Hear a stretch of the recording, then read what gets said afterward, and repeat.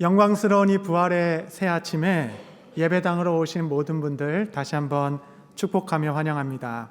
그리스도께서는 죽음을 이기시고 죽음까지 정복하시어 승리의 이름이 되셨고 새 소망의 능력이 되어 주셨습니다.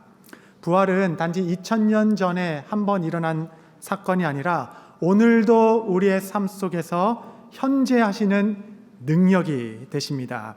이 기쁨의 날 주님께서 주시는 평강과 생명으로 가득하시기를 바랍니다. 오늘 본문은 마가가 쓴 복음서에 있는데 특별히 부활의 첫 아침에 무슨 일이 일어났는지 인류 첫 번째 부활절의 모습을 그리고 있습니다. 마가복음 16장 1절에 보시면 안식일이 지남에 막달라 마리아와 야고보의 어머니 마리아와 또 살로메가 가서 예수께 바르기 위하여 향품을 사다 두었다가 세 명의 인물이 등장합니다. 막달라 마리아, 작은 야고보의 어머니 마리아, 그리고 살로메. 이 세 여인이 부활의 첫 증인들입니다. 너무 영광스럽죠. 여러분, 인류의 첫 번째 범죄가 여인 하와를 통해서 세상에 시작된 것에 대하여 너무 낙담하지 마십시오. 인류 구원의 첫 소식, 이 부활의 생명의 복음의 첫 번째 증인도 바로 여인들로부터 시작된 것입니다. 마가가 이 복음서를 작성할 당시 이 세 여인은 아마도 살아 있었을 가능성이 훨씬 큽니다. 마가는 이들의 이름을 정확히 열거하며 기록하여 이 부활이 꾸며낸 것인지 거짓인지 스스로 이 여인들에게 찾아가서 너희들이 확인해 봐라 라고 말하는 듯 세 증인의 이름을 기록해 두었습니다. 이 여인들은 처음부터 그리스도의 부활을 기대했던 자들은 아니었습니다. 사실 예수님께서는 몇 차례나 내가 다시 부활할 것이다 라고 말씀했지만 그 누구도 이해한 사람도 없었고 기대한 사람도 없었습니다. 부활의 새벽 그 영광스러운 현장에 내가 증인으로 있겠다 하며 그 무덤을 찾아온 사람은 제자를 포함하여 단 한 명도 없었습니다. 그나마 이 여인들이 내가 시체라도 장사하고 싶은 마음에 향품을 사고 여러 준비를 갖추어 안식일이 끝나기까만 기다리다가 안식 후 첫날 바로 주일입니다. 주일 이 새벽에 무덤가로 향하고 있는 것입니다. 그녀들의 마음은 슬픔과 상실로 무거웠고 그들을 마주하는 현실은 냉혹했습니다. 그녀들은 무덤으로 가면서 서로 이렇게 나누었습니다. 16장 3절에 보시면 서로 말하되 누가 우리를 위하여 무덤 문에서 돌을 굴려주리요 하더니 이것이 부활의 첫 아침을 맞이하는 첫 증인들의 마음이었어요. 저 큰 돌을 누가 굴려주리요. 옛 무덤은 땅으로 파는 것이 아니라 동굴이었고 시체를 안장한 이유는 큰 돌을 막아 움직이지 못하게 봉인해 두었죠. 여인들은 무덤가로 가면서도 저 큰 돌을 어찌 옮기리요? 마음이 무거운 상태입니다. 여인 셋이서 어떻게 저 삼엄한 로마 군병의 그 감시를 뚫고 일을 해낼 수 있으며 더욱이 저 큰 돌을 무슨 수로 옮겨낼 수 있겠는가? 사실 그녀들도 뚜렷한 대책은 없었습니다. 그냥 예수님을 너무 사랑하셨기에 이것저것 준비해서 무덤가를 찾아 떠나는 여정이었습니다. 사실 여러분, 우리의 믿음도 마찬가지입니다. 우리가 무슨 거대한 부활의 믿음을 가지고 혹은 이 당면한 문제에 대한 뚜렷한 대책을 가지고 믿음의 여정을 시작했던 것은 아닙니다. 여전히 두렵고 막막할 수 있지만 예수님을 사랑하는 그 마음 하나만은 가지고 이 증인의 여정을 시작해나 떠나는 것입니다. 그때마다 주님께서는 막힌 길을 열어주셨고 때에 맞는 합당한 믿음을 주셔서 우리의 걸음을 여기까지 인도해 주셨습니다. 여인들은 저 돌을 누가 옮겨주리요? 혹시 이 기쁜 부활의 새 아침에 이와 같은 마음으로 예배에 참석하신 분들 계신지 모르겠습니다. 혹 슬픔과 허무함 가운데 마치 가슴에 큰 돌이 내 영혼을 짓누르고 있는 것처럼 이미 기쁨은 잃었고 소망은 사라진 듯 합니다. 눈앞이 흐려지고 마음은 메말라 삶이 꽉 막혀서 가슴에 큰 돌을 얹고 살아가는 것처럼 막막한 마음으로, 먹먹한 심령으로 이 부활의 새 아침을 맞이하고 계신 분이 계시다면 여러분 기뻐하십시오. 그리스도께서 부활하셨습니다. 우리 16장 4절 한번 다 같이 읽겠습니다. 시작. 눈을 들어본즉 벌써 돌이 굴려져 있는데 그 돌이 심히 크더라. 무덤가에 가서 그 여인들이 목격한 현실은, 아니 이미 벌써 그 심히 큰 돌이 옮겨져 있더라라는 것입니다. 이것이 여인들이 목도한 부활 아침의 첫 장면이었습니다. 그녀들이 그 문제에 도달하기도 전에 미리 앞서 행하시며 길을 다 준비하시고 막힌 돌을 다 치우신 후에 그녀들을 맞이하신 예수 그리스도의 부활하심. 무덤을 막고 있었던 그 무거운 돌처럼 오늘 우리의 삶을 짓누르고 있는 문제들, 그 해결되지 않는 갈등, 반복되는 실패, 미래에 대한 불안, 치유되지 않는 상처, 그 모든 막힌 큰 돌을 이미 옮기시고 우리를 맞이하고 계신 부활하신 예수님. 여러분이 부활의 능력은 과거의 사건이 아니라 지금 우리 가운데 역사하는 능력과 생명이 됩니다. 오늘 이와 같은 마음으로 이 부활절 첫 예배에 나오신 분들이 계시다면 주께서는 여러분에게도 동일하게 이미 돌은 옮겨졌느니라, 인생의 모든 담을 허무시는 부활의 예수님께서 여러분의 어떤 체류 문제, 건강, 미래, 생계, 자녀에 이르기까지 모든 것에 이미 앞서 행하시는 부활하신 주님께서 여러분에게 평강이 있으라 말씀하십니다. 이 부활의 메시지는 동일하게 부활의 첫날 제자들에게도 전해졌습니다. 예수님께서는 그 부활의 첫날 저녁에 제자들을 친히 찾아가셨어요. 요한복음 20장 19절 보시면, 이날 곧 안식 후 첫날 저녁 때에 제자들이 유대인들을 두려워하여 모인 곳에 문들을 닫았더니 예수께서 오사 가운데 서서 이르시되 너희에게 평강이 있을지어다. 이 제자들은 예수 부활의 소식을 들었음에도 불구하고 여전히 두려움 가운데, 실패와 수치와 절망 가운데 그들의 방문들을 다 꼭꼭 닫고 그 안에 숨어 있었습니다. 그 두려움 한가운데 있던 제자들에게 예수께서 모든 이 닫힌 문들을 통과하여 지나가시사, 모든 막힌 담들을 넘어 지나가시사 그들 가운데 서서 하신 말씀은 샬롬, 너희 가운데 평강이 있으라. 성도 여러분, 그리스도께서 부활하셨습니다. 이제 더 이상 두려움의 종노릇하지 마십시오. 주께서 오늘 여러분의 심령에 새로운 평강을 주실 것입니다.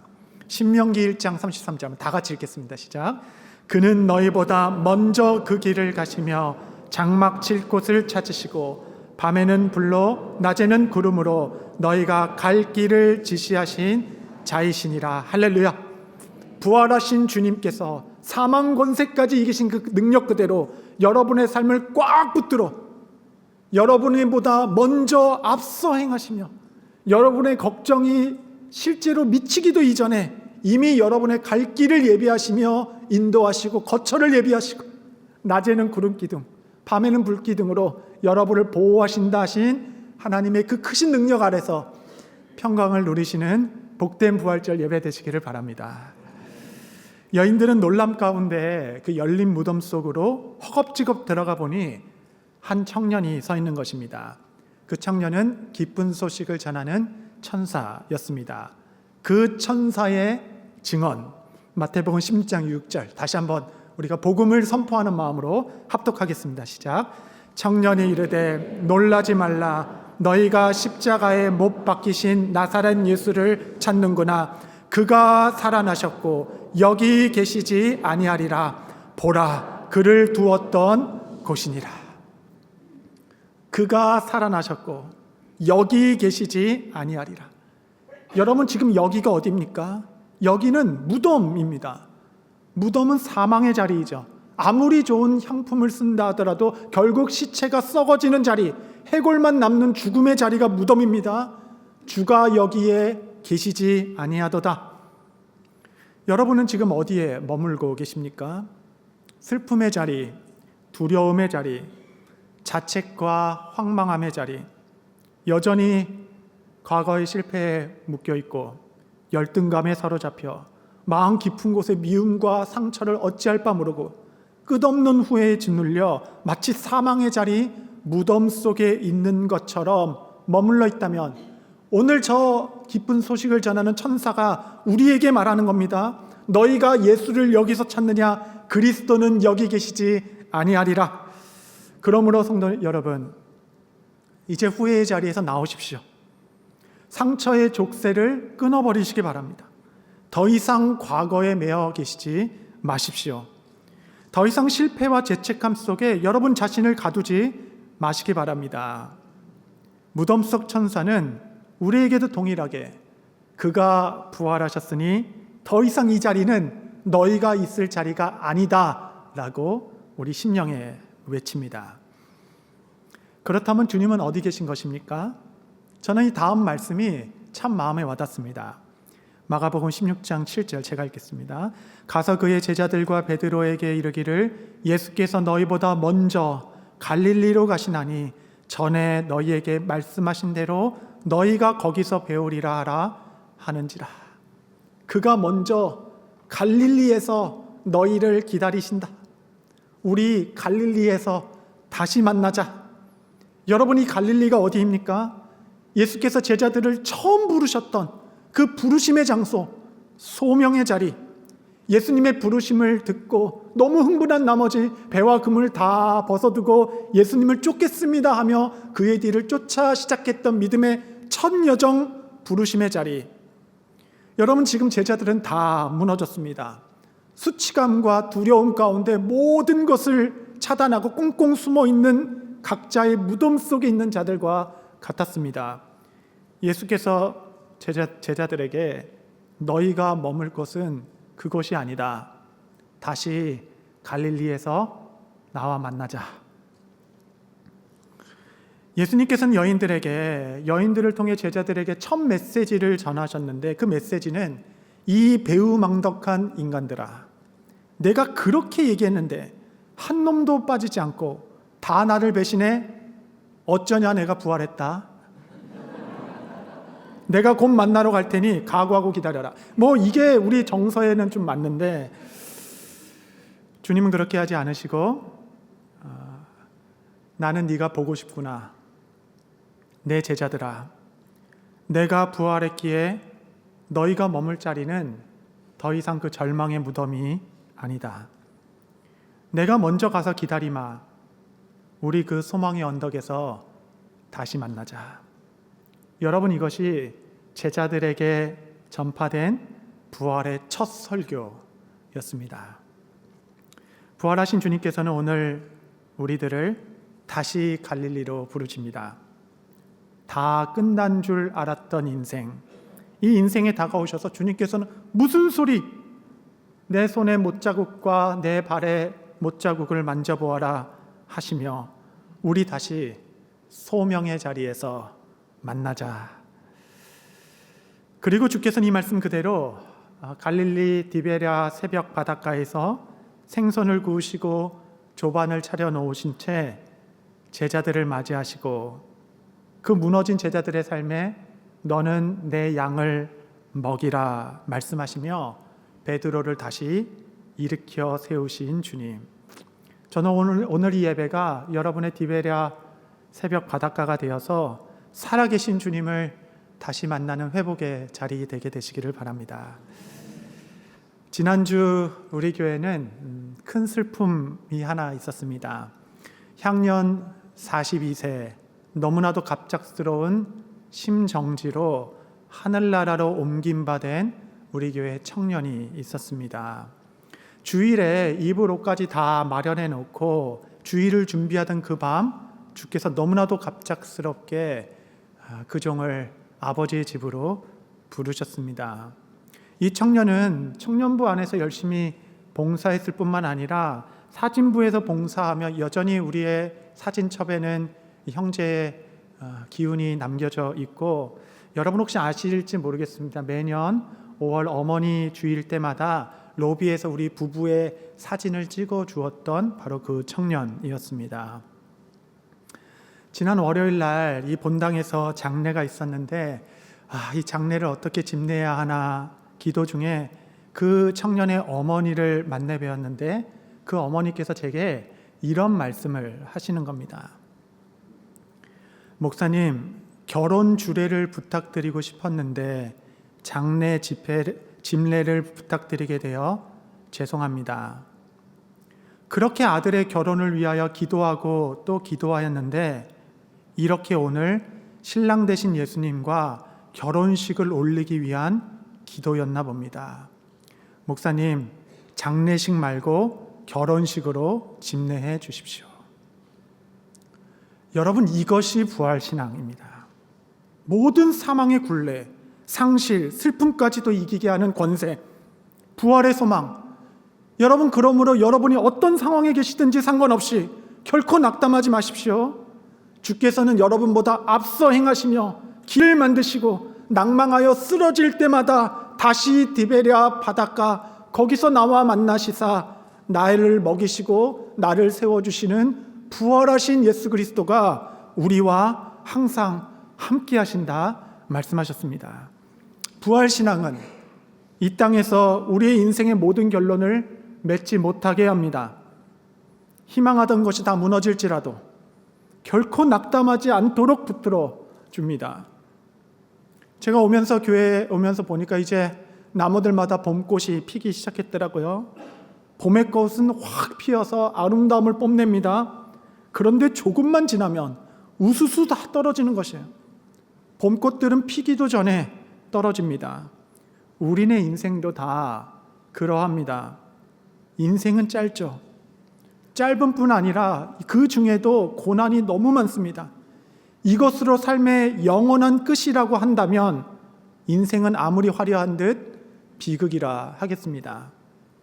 여러분, 부활이 없으면 삶은 공허해집니다. 순간에만 몰두하면 천박해집니다. 여러분의 삶의 1막이 어찌했든과 상관없이 영광의 2막이 있다라고 말씀하십니다. 여러분, 우리 인생의 1막은 서곡에 불과합니다. 2막이 진짜예요. 진짜 이야기가 우리를 기다리고 있는 것입니다. 성도 여러분, 성도의 죽음은 실패가 아닙니다. 오히려 성경은 주 안에서 죽은 자는 복되도다 라고 말하며 영광스러운 2막의 시작을 알리고 있습니다.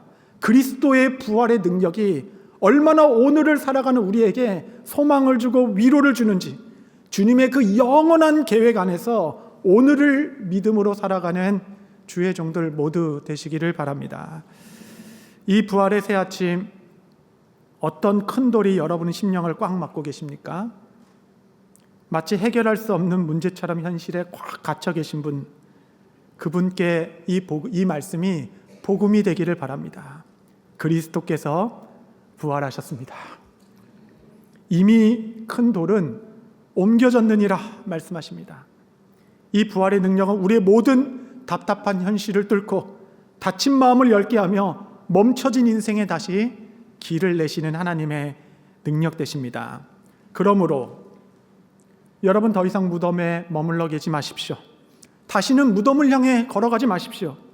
소망과 기쁨으로 나를 기다리시는 갈릴리로 나아가시기를 바랍니다. 내 소망의 자리, 내 부르심의 자리. 여러분, 나의 갈릴리는 어디입니까? 도대체 나의 갈릴리는 어디로 가야 하는 건가요? 여러분, 성경은 이렇게 모호하게 이야기하고 있지 않습니다. 주님께서는 우리의 갈릴리가 어디인지 그 다음에 명확하게 말씀하고 계신 것이에요. 마가복음 16장 15절 한번 다 같이 읽겠습니다. 시작.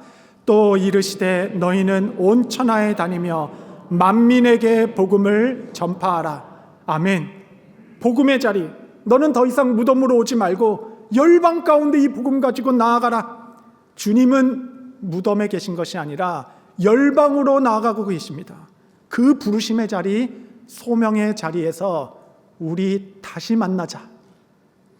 사랑하는 성도 여러분, 요즘같이 어수선할 때 사방을 둘러봐도 두려움 것밖에 없으시죠?